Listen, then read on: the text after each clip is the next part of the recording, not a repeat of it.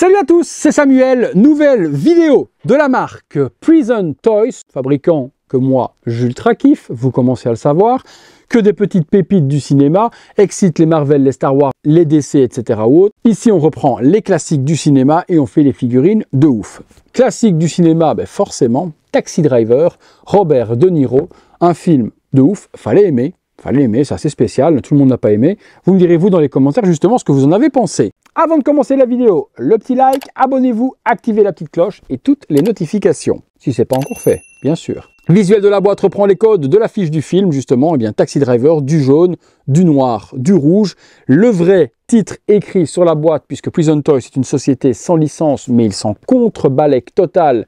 Ils mettent toutes les licences, donc ça ne les gêne pas, ils mettent le vrai titre du film. Le logo de la compagnie, et puis le petit visuel qui ressemble fort aux inscriptions que l'on retrouve sur les taxis new-yorkais, américains. Bon, vous savez de quoi je parle. Le taxi justement qui est représenté jusque-là, les warnings, shocking, hazard, made in China.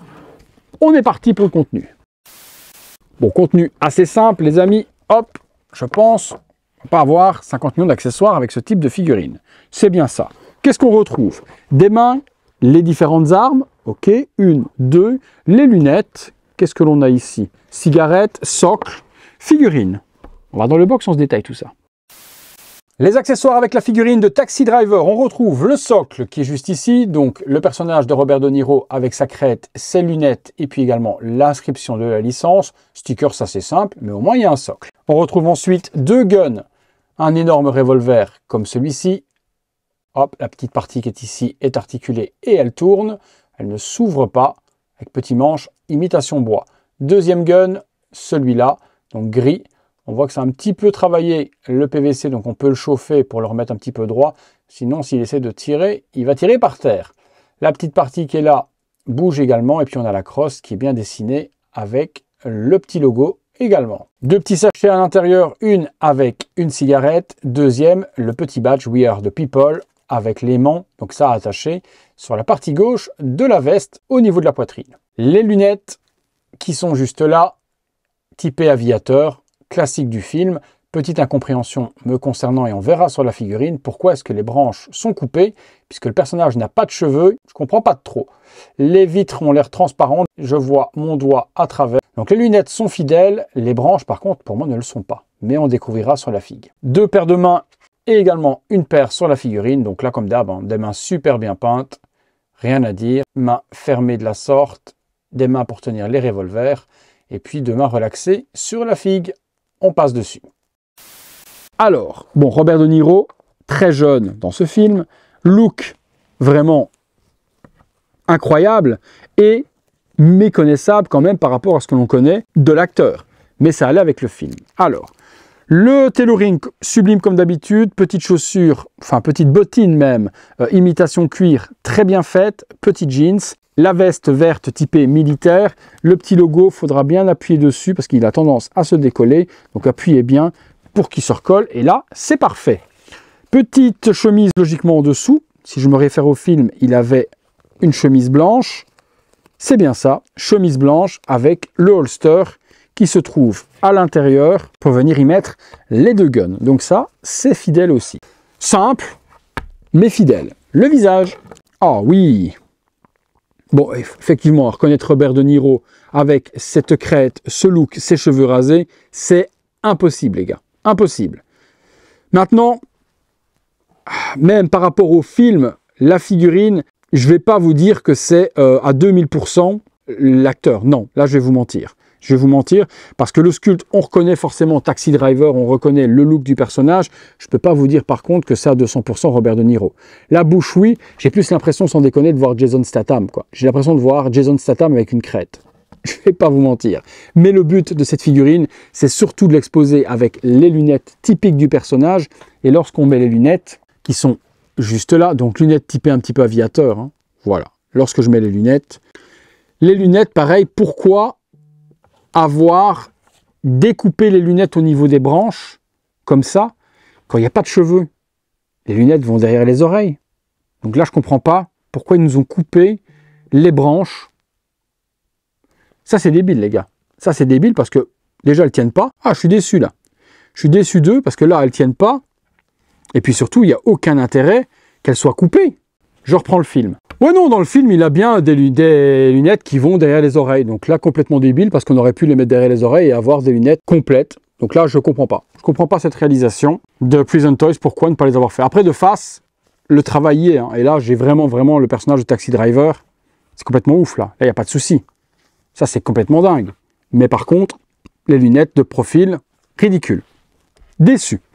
Alors, dans le box, on se fait une ou deux pauses. Figurine de Travis Bucklett tournant sur son socle simple, sans pose particulière, sans accessoires. Réalisation de Prison Toys. Simplement pour vous montrer ce qu'ils ont fait sur cette figurine. Bon, tailoring, parfait. Ressemblance parfaite aussi aux costumes et aux vêtements portés dans le film. Ça, on est sur quelque chose qui ressemble à la veste, aux pantalons, aux chaussures. Le visage de Robert De Niro, bon déjà Robert De Niro méconnaissable dans le film et la figurine ressemble au personnage méconnaissable. Ça, j'ai pas grand chose à critiquer dessus. La crête, le sculpte, la peinture, c'est très propre. Maintenant, c'est pas la perfection non plus. On accessoirise, bon ça va être assez rapide et on se retrouve tout de suite.